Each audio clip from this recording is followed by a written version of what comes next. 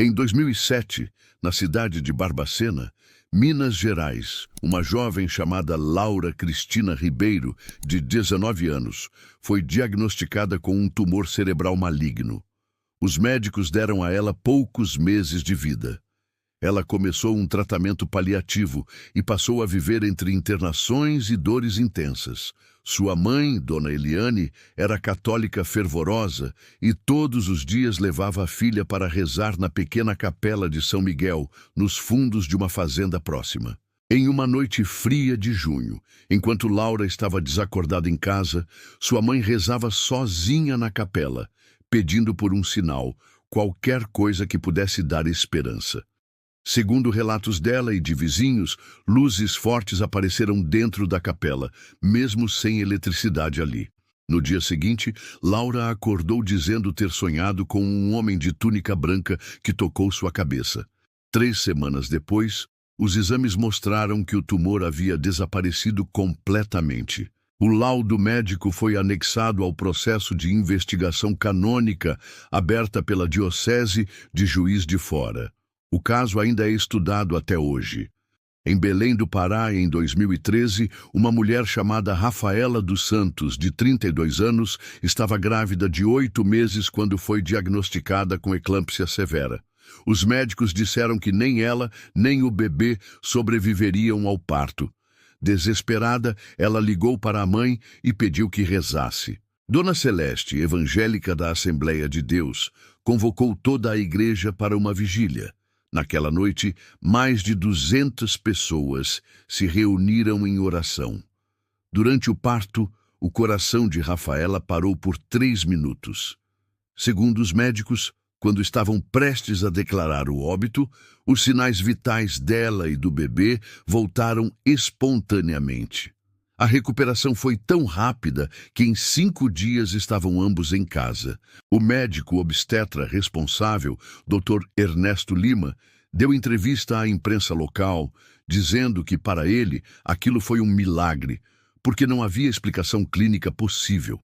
No interior do Maranhão, em 1995, uma história marcou a cidade de Codó.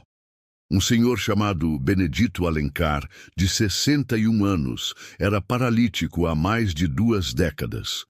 Vítima de um acidente de trabalho em 1974, Benedito nunca mais tinha andado. Morava com a esposa, vivia de aposentadoria e se deslocava com a ajuda dos filhos. Em setembro daquele ano, a cidade recebeu a visita de uma missionária africana chamada Tika Nwokolo. Durante um culto ao ar livre, Benedito foi levado até ela. Segundo testemunhas, a missionária apenas impôs as mãos sobre suas pernas e orou por alguns minutos. Benedito começou a chorar intensamente. Minutos depois, levantou-se sozinho e começou a caminhar. O evento foi filmado por um canal local de televisão e ainda é possível encontrar registros em VHS. A cura dele foi confirmada por 3 médicos da cidade e consta até hoje nos arquivos da Igreja Pentecostal de Codó como milagre confirmado. Em São Paulo, capital, em 2019, uma enfermeira chamada Mônica Tavares, de 28 anos, estava no metrô quando um homem sofreu um infarto dentro do vagão.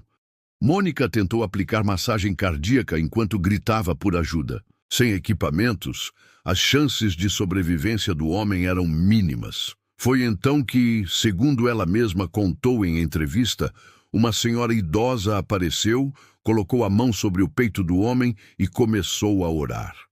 Ninguém viu de onde ela veio. A pressão do homem estabilizou segundos depois e ele começou a respirar. Quando os paramédicos chegaram, ele já estava consciente. Ao procurarem pela senhora, ninguém mais a viu no local. As câmeras do vagão foram analisadas e não havia nenhuma imagem da mulher. Para Mônica, ela era um anjo enviado por Deus. Em 2002, em Salvador, Bahia, o pequeno Lucas Andrade, de 6 anos, caiu de uma laje de 10 metros de altura. O impacto foi direto na cabeça.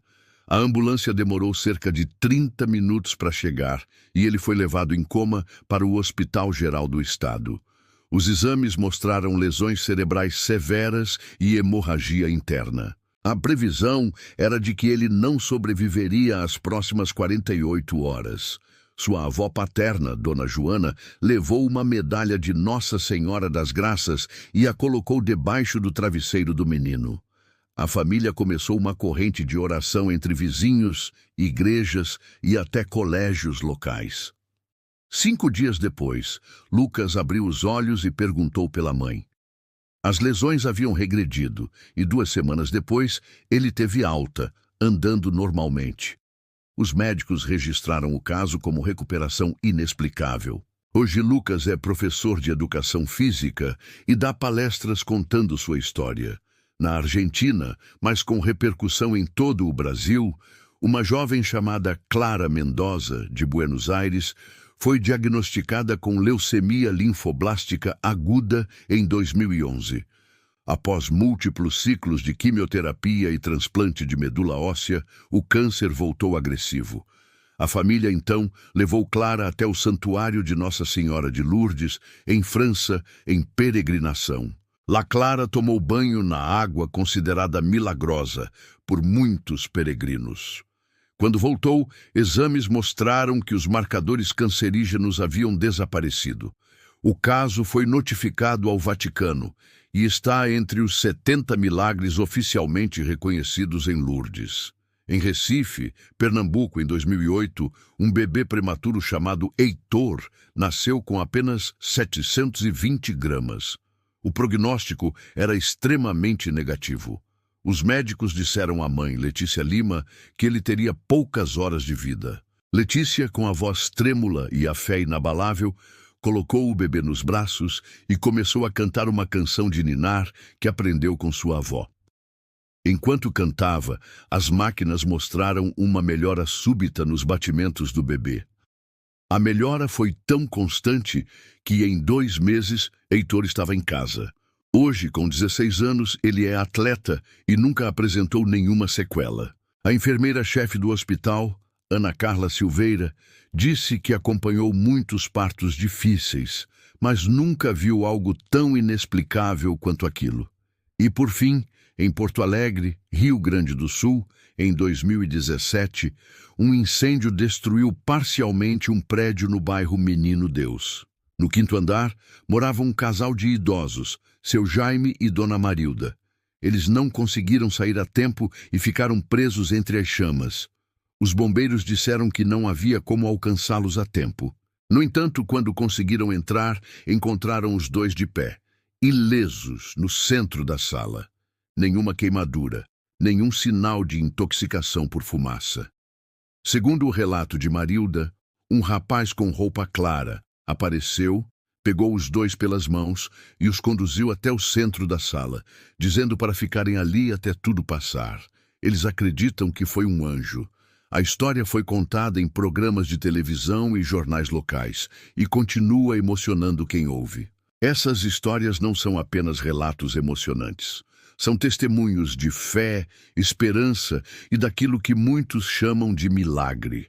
Em cada uma dessas experiências, há algo que transcende o entendimento humano.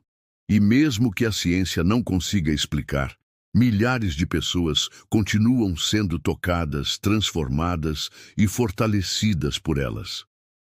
Se você também acredita que milagres acontecem ou conhece alguém que passou por algo semelhante, compartilhe esse vídeo. Isso pode alcançar alguém que está precisando de fé neste momento. Curta, comente e se inscreva no canal para mais histórias que aquecem o coração e inspiram a alma. Obrigado por assistir até aqui. Que a luz do bem continue guiando seus passos.